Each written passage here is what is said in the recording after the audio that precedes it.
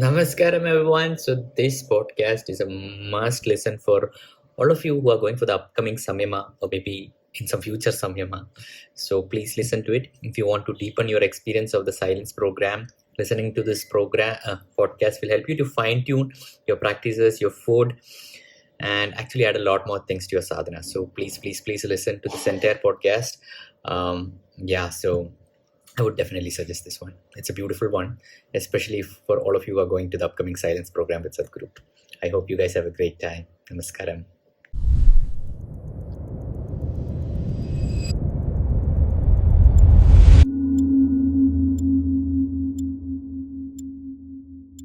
Namaskaram, everyone, and welcome back to the channel. We have dear Nishant with us. Namaskaram. Namaskaram, Anna. Namaskaram. Long time. Long time. We had a beautiful podcast, which was a lot of people were listening, but due to undue circumstances, we had to take it down. We'll remake it soon, making it very proper and politically correct, I'm thinking. Yeah. Yes, Anna. So this video is not about that. This video is about the upcoming Samyama program. And actually, like while I was in the ashram, one Anna actually came up to me. I forgot his name. I don't even remember his face, but he told me, I asked Nishant how to prepare for Samyama, and he actually gave me a lot of tips. I think, which Anna was it? I'm not remembering. I think, was he the Linga Seva Anna who did Linga Seva with me? I don't know. Is it Nepali Anna? Yes. Yeah, that's it. Yeah. Anna only. Yeah. So he said, Anna gave me proper preparation. I'm doing it correctly. So coincidentally, Nishant said that, it would be great if you could make a video on Samyama. So here we are, Anna. So wherever you would like to start. Okay, so first of all, I'd like to start with thanking Sadhguru for giving me the opportunity to be able to go through Samyama 3 times. It's already very difficult to do it the first time. So he gave me the opportunity to go it through so many times. So after having seen it for myself and for others, I've noticed that there's so many things we could do as a preparation for Samyama that could help us go through this program effortlessly and also make it easy for the master. I think that is the biggest part of this program is we don't want to take up too much of his, you don't want to make him tired. That's the whole purpose of this preparation. So what we are going to do today is we're only going to just cover like how to enhance the practices when you're outside the ashram, because it's not very difficult to do the practices when you're in the ashram for these 2-3 months. But if you're outside, I think what we're going to cover will help you overcome the difficulties, and I think prepare you better to sit in front of him. Whatever happens next is up to you, him and you, So that's all on that. So shall I start just giving you some overview? Is that okay? Yeah. Let's start with I think we should give a disclaimer, I think. Yeah, for sure. So first things first, I want to say that whatever we are going to cover in this, podcast, this is in excess to whatever the instructions you've already received from the ashram. Okay? So every Samyama is a new Samyama. So whatever instructions you get, you completely follow to the T. And beyond that, if you would like to enhance it, that's when you follow whatever remedies we are saying. It's not even remedies; these are like just enhancements. Secondly, we are not going to cover too much about practice and stuff. We are going to cover how to create some ambience around us so that it will be conducive for us. So those are the things which Ashram may not go into detail because they cannot cover everybody's life situation in one instruction. So that is one of the reasons. Yeah. Okay. So the first things first is I would like to start with something very simple. So this has been going on for the past 3 to 4 years that anybody that has been preparing for sadhana pada or samyama or to get into sadhana pada or samyama, actually going forward, I'm going to call this the silence program. Sadhguru has mentioned specifically not to use the word samyama so many times. So we'll call this the silence program going forward. So any number of times, any number of people have come to me and asked me how to get into sadhana pada, how to prepare for silence program, and I spent various number of days just going over the same things with different people. At some point, I thought maybe it's better to do a simple video to cover the things we are doing. living outside the ashram that will help you go through with it. Because the first time I've done it in the ashram. So things were very simple. But the second time I've done it outside the ashram, so I know what the difference is. So I'm able to say how to prepare better for the samyama. And secondly, we would also like to say that there's no trick. Okay, I would like you to please pay attention to this one part. There's no trick to just be ready for it. You really have to put in some effort from your side. When I say effort, I'm really talking about your involvement. That's all it is. Right? How much ever you get involved and how much ever you become willing, that much better the program will be for you. And having seen Sadhguru in the past 3-4 years is really breaking my heart. I don't think he's not the same as how he used to be 4 years ago in terms of energy. Also, we're able to see that also. So keeping that in mind, also we'll try our best to prepare for this Samyama our silence program, so that his work will be less.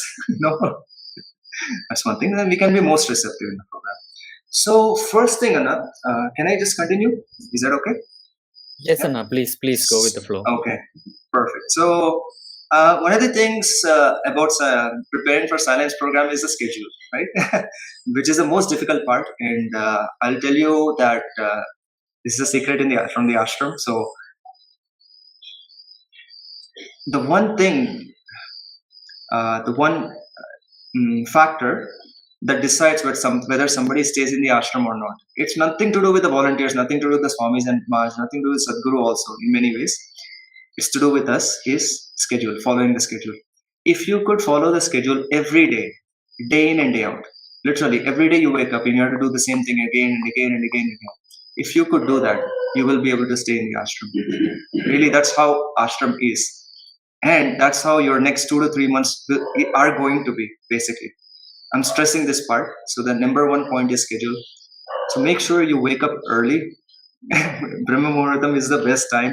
If that is not possible, at least by Guru Puja time, by 5:30, you be ready and do your Guru Puja and start your practices.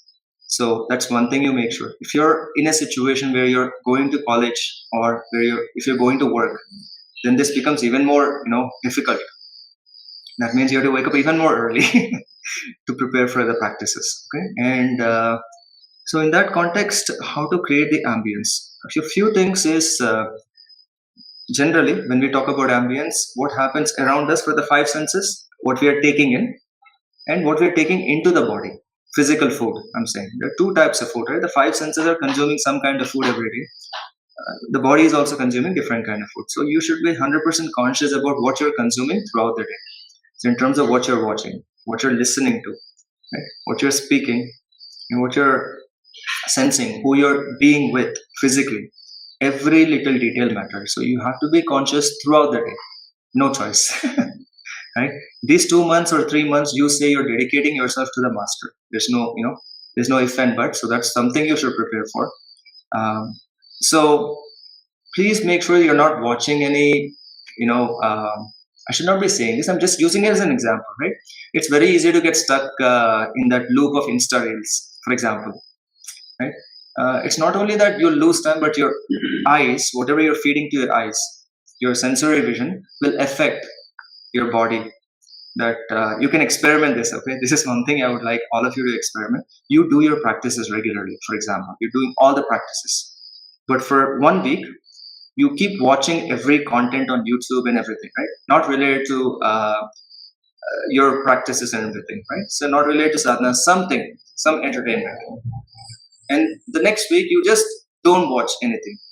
You will see a major difference in how you are being. Right? It's not about practices, it's about your being. Right? That's what it comes down to at the end of the day.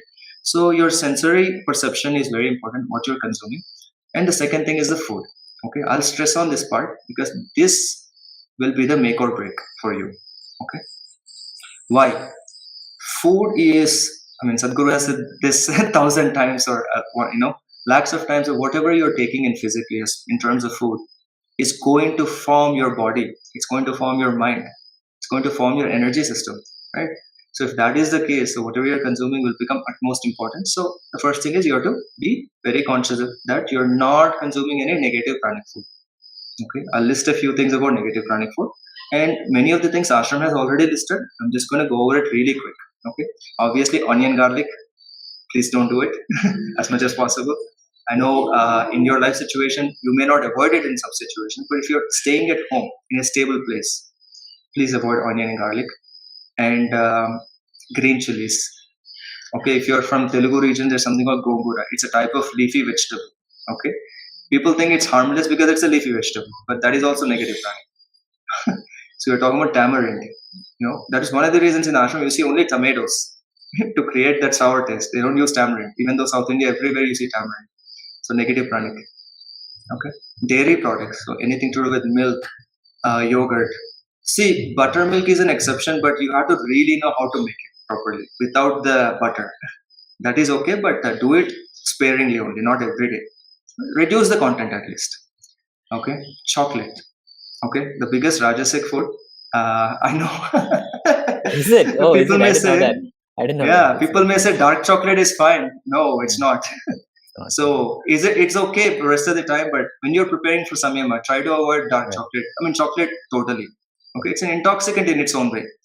Yes, it is life supportive in some way, but just like garlic is also life supportive. Mm. But sometimes the body also needs poison. Can I ask something? Is there any sweet that is not which one can Okay, that's a good point. Yes, there is. So I'll tell you what we do at home. Okay, so here at Pranav Kshetra, normally our sweets are based on rice and jaggery. Okay, which is basically paisam. Paisam. Correct. So paisam without dairy. Now, the alternative, right, to get the similar taste. I'm saying paisam without milk is something you cannot conceive generally. Yeah. Right? So this is like sweet pongal in some way, right? Okay. Yeah. So what we do, what you could do is, especially if you have access to coconuts, just squeeze some coconut milk. It takes 10-15 minutes maximum. Use that milk. It will not harm you in any way. Okay, it will enhance your prana also. Okay, so that is one thing you could do. So now you have endless possibilities when you have coconut milk. You can do so many things in terms of sweets. So pretty much all the sweets you can imagine, just replace milk with coconut milk. You will be fine. Right? That's one thing. And the second thing, so I mentioned chocolate also, right? Yeah. So any types of intoxicants. So it could be tea, coffee. So there are certain vegetables I would like you to reduce them, especially if you're coming from the northern part of India. Cabbage, cauliflower, potatoes. Okay, as much as possible, you try to reduce the intake of these three things. Okay, as such, potato is not harmless, but if you consume a lot of potato, it will definitely turn negative pranic inside the body. Right? It depends on how moderation, like how often you're consuming it. And cauliflower and cabbage, nobody even thinks about these things, but because of the way they're grown, and it's not native to India also, that's a different thing, but it's because of the way they are grown in India, they actually become negative pranic within your system. So once in a while you can have it again, right? You will see ashram has cabbage, every third, fourth day there'll be cabbage, and that's okay because they're growing them in natural conditions, in organic conditions. That is okay. Whatever you're getting in the market, it's not grown that way, right? So if you know the source, that is okay. If you don't know the source, try to reduce the intake of that. Right. So in terms of vegetables, in terms of fruits, there is really like no limitations on how much fruit and what kind of fruit you're eating. Just make sure that the fruits you don't. If you're going to drink the juices of the fruit, right? If you're going to make juice, make sure you drink it right away, as fresh as possible, because if you leave the fruit juice outside, it ferments. Again, same problem, negative pranic. Right? So these are the few things you have to make sure. Besides that, I can give you two more tips if you're comfortable. So as part of our regular diet, we use rice and dal. These two are like everyday thing for us, right? So, I mean, if you look at any type of traditional Indian food, rice and dal are a must, along with oil. This makes up the complete meal generally, right? One monocot or carbohydrates, one dicot, which is the pulses, and one oil seeds, which is what makes the complete food generally anywhere you go in India. It's like well-known thing. So The way we cook the rice is we'll remove the ganji. That's one thing we do. Okay, when you remove the ganji, it will make it lighter for you to digest and everything. Especially if you're eating brown rice or millets. Definitely, if you don't remove the ganji, it will become very heavy within you, and you won't be able to function very well. You should be effortless when you're eating food also. Kanji is the rice water, right? When we boil the water. Yes, Anna. Yes. Okay. That's it. So when you're boiling the rice, once the rice gets boiled, the excess water, you should remove it. Obviously, if you're using pressure cooker, it won't be possible. So now you're talking about a lifestyle switch, which may not be possible for everybody. That's why I said these two tips are like excess to whatever you're doing. And second thing is when you're cooking dal, right? It could be tur dal or like pigeon pea or moong dal, green gram. It could be chana dal.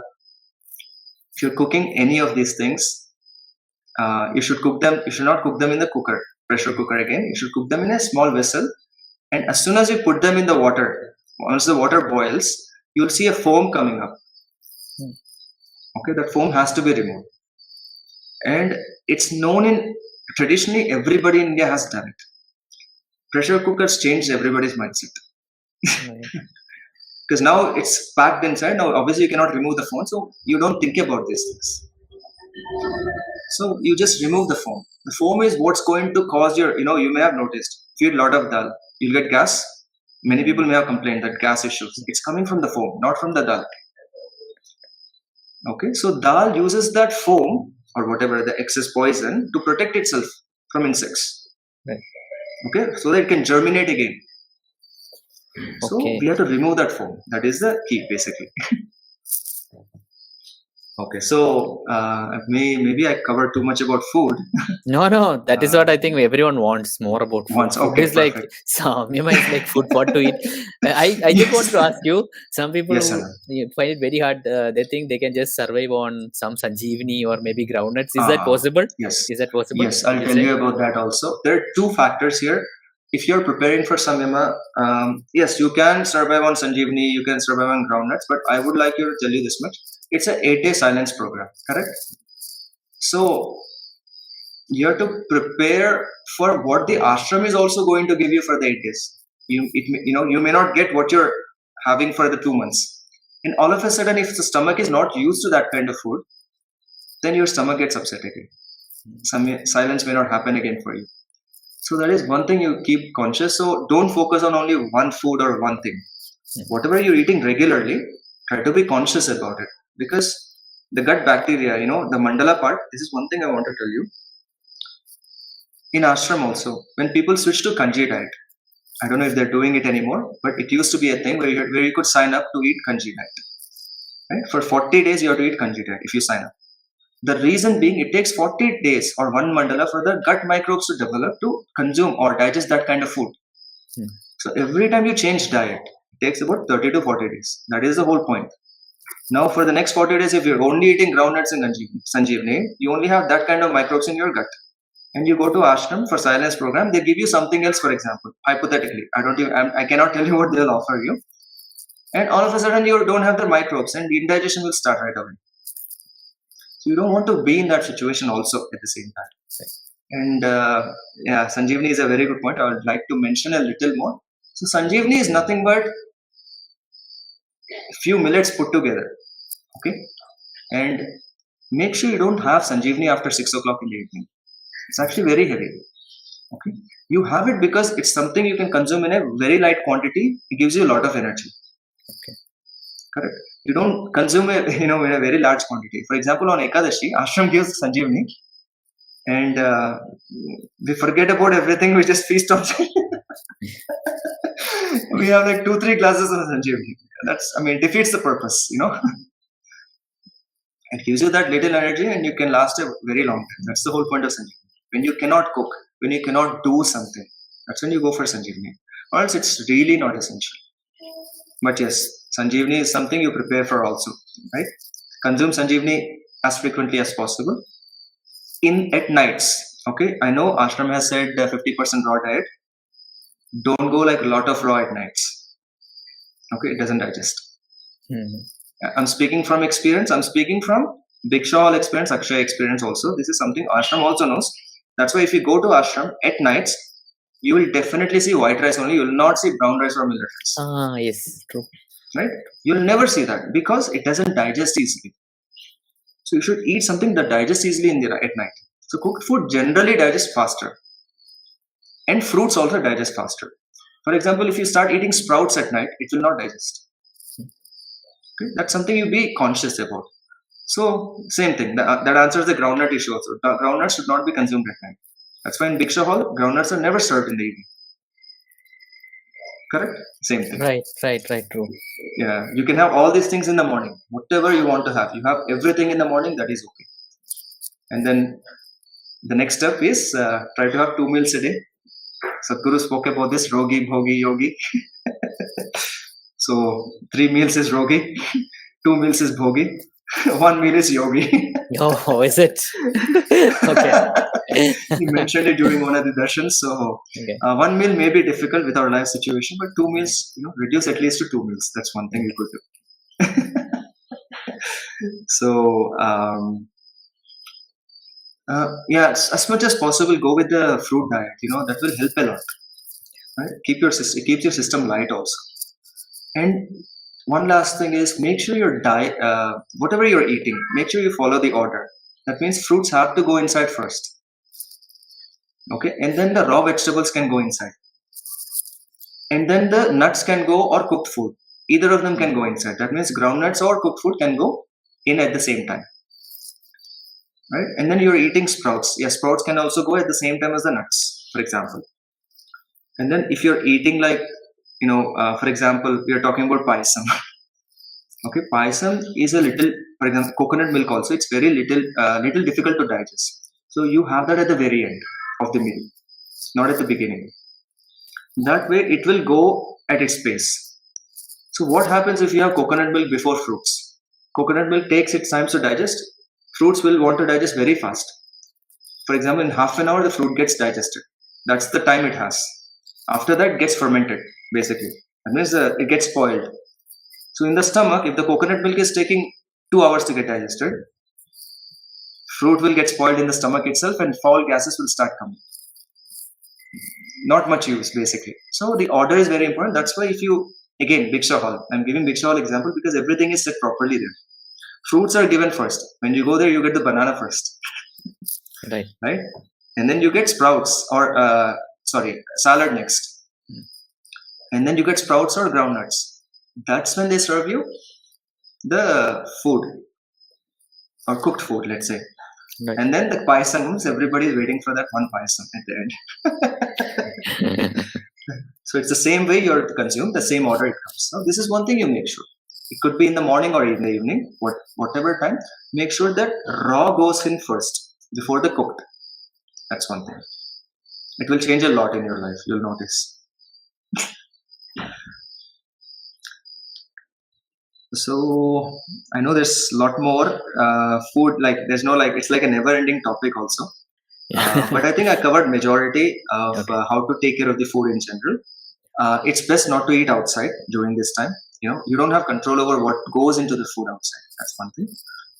In unforeseen circumstances, yes, take your Sanjeevni and groundnuts.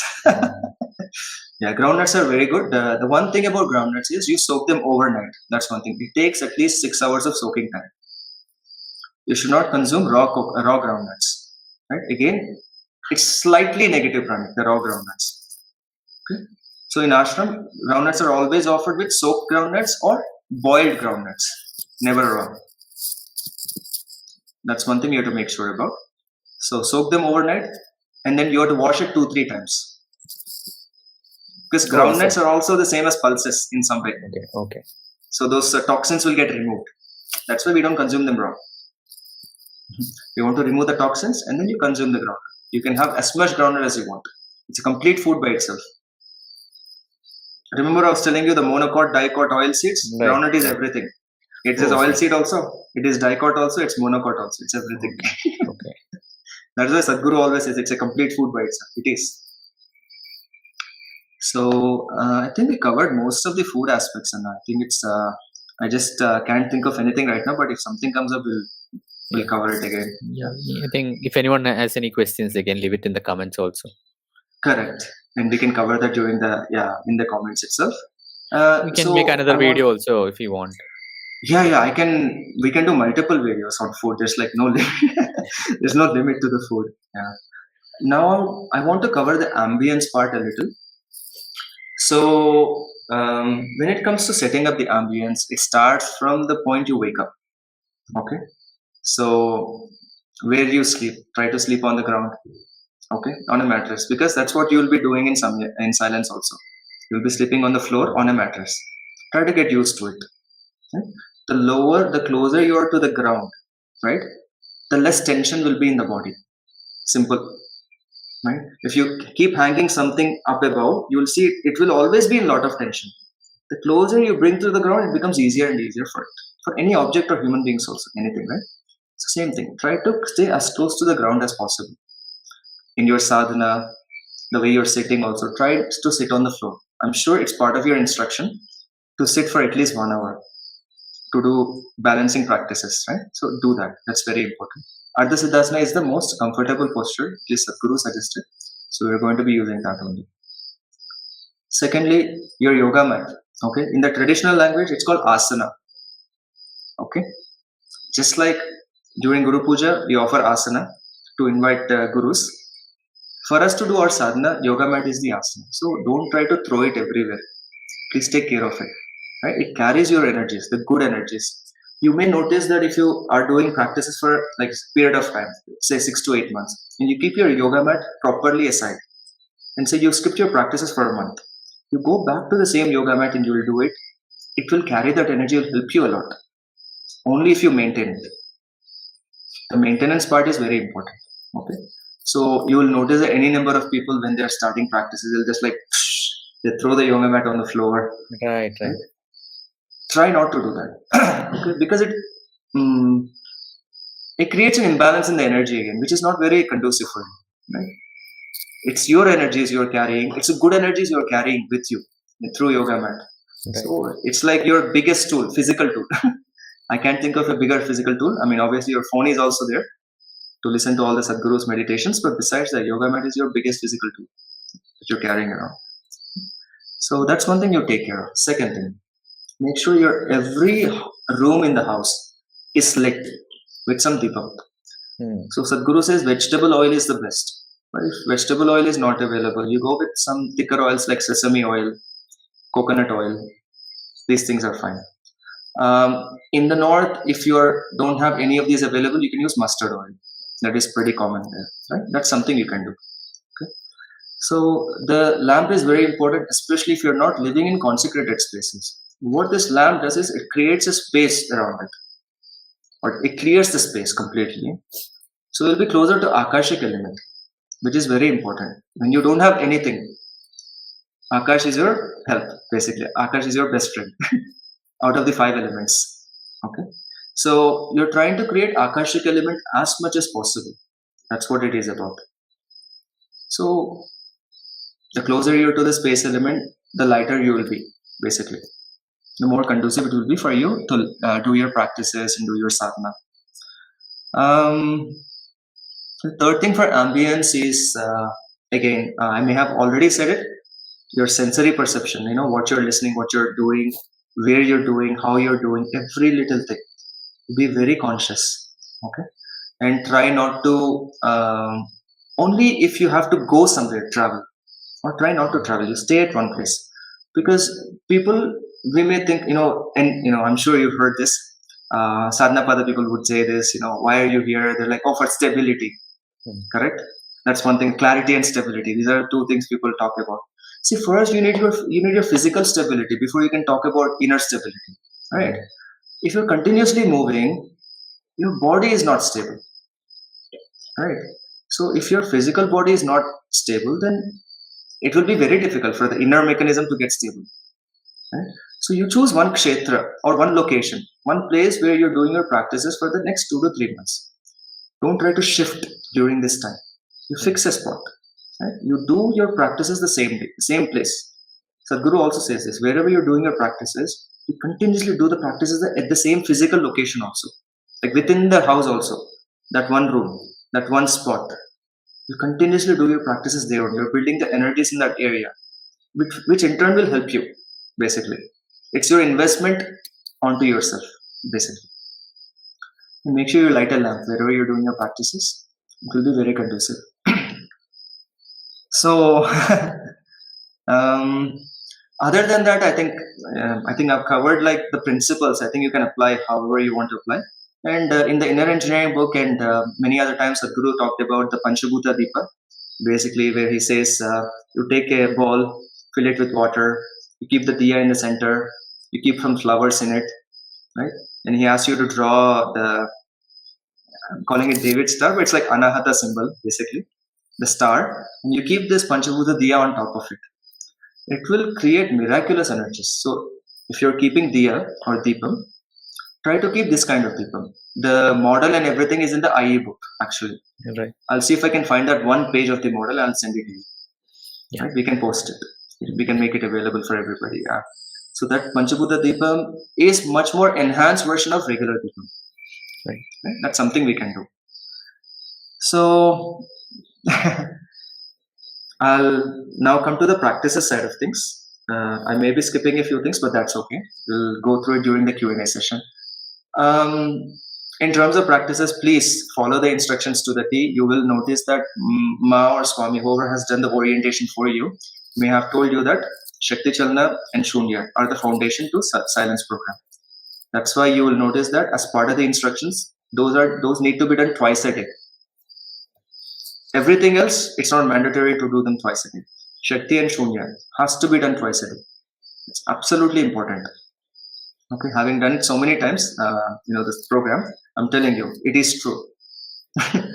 And you continuously improve your Shakti Chalana Kriya. Okay, maybe you're starting with 20 Kapalbhatis only, and that's okay. You try to aim to increase it in quality with quality. Yeah? Just don't go aim for number. I know you can do like 20,000 Kapalbhatis also, but maybe you're not hitting the right spot. So try to aim for the quality also. That's one thing. Please make sure that. Other than that, I can't talk so much about the practices themselves. If you have questions, obviously there will be correction sessions. The one thing people tend to skip is Upa Yoga. It's how do I put it? It's a foundation to the foundation. Okay. So especially if you're living outside the ashram, okay, I'm telling you, please do your Upa Yoga. Okay. You will not realize how miraculously your other practices will flow once you do Upa Yoga. And general tendency for people is they think that Upa Yoga, if you've done it like during the Shambhavi Mandala, that is enough. Mm-hmm. It is not true. It cured so many people from chronic illnesses. I'm not joking. And even as recent as last year, I was in Australia, and I met this meditator. She's an auntie. She came to me and she was talking to me, and she was talking about some elbow issue that she's been going through for 1.5 years. And I was asking, like, Auntie, are you doing the Upa Yoga? She's like, no, ma, I quit. Because Shambhavi Mandala is over, so I'm not doing Upa Yoga anymore. I was like, you start practicing Upa Yoga again. I'm not joking. 10 days later, she called me and said, it's gone. Okay. She was going through for 1.5 years. It's gone within 10 days. Right. And Sadhguru also mentioned at some point that it will affect your neurological system also. It's not spoken so heavily because he wants to spread this to everybody. But it's the part we skip generally, but that has a lot of effects. Right. I've also met one akka recently in the ashram. She spends 45 minutes just on Upa Yoga. Is it? The quality of the time, right. You'll notice. It's amazing. I don't know. I'll leave it at that. So Upa Yoga is something, please don't skip that. And there's another tool. Again, from experience, I'm saying this. You could practice this during Corona time. So during the Corona time, Sadhguru offered Yoga Yogeshwaraya. This is not the regular Yoga Yogeshwaraya. It's a special one. I'll try to see if I could make that available on YouTube also. Okay.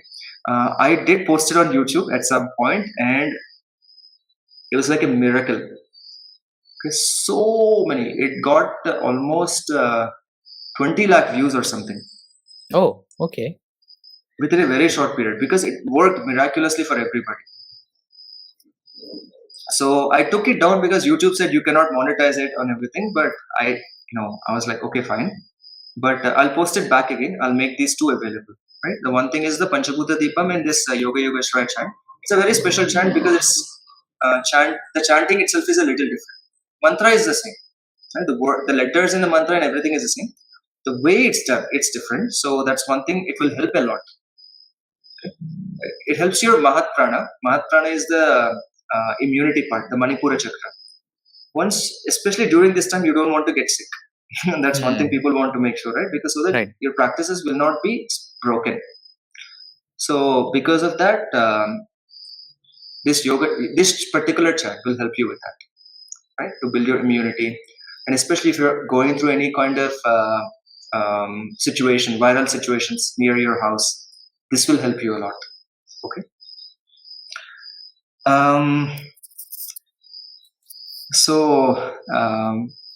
I know we spoke about so many things, but the biggest is you should have clarity on why you're doing it. If you had actually gone through the video during orientation, Guru himself said that, is it really needed for you? You do it only if you really want to do it. Right? It's not needed for everybody. So this is something, look inwards one more time and see if this is something you really want to do. I would like you to do it. I want everybody to do it. Even Sadhguru wants everybody to do it. His compassion is such that he allows everybody to do it. But just be conscious of why you're doing it. Right? This is an investment for yourself for the rest of your life. It's not like a one-time thing. And Sadhguru himself taking the program, I don't know how many more opportunities we'll get like that. Because I've done Samyama silence program with Sadhguru, but the second and third times I've done, it wasn't physically with him. So it's not the same. Okay. This is, as far as I see it, it's a once in a lifetime opportunity. Right? You must have been in his presence for darshans and everything else, but a specific program where he conducts from beginning till end. During the recent lap of the master also he was saying, every time when Sadhguru conducts the program, every program is different. Okay. So to 2019 January Samyama is different from 2019 February Samyama. It's different. Correct? So it's a very unique opportunity that you can get only once in your life. So please make use of this place, this time and this opportunity. And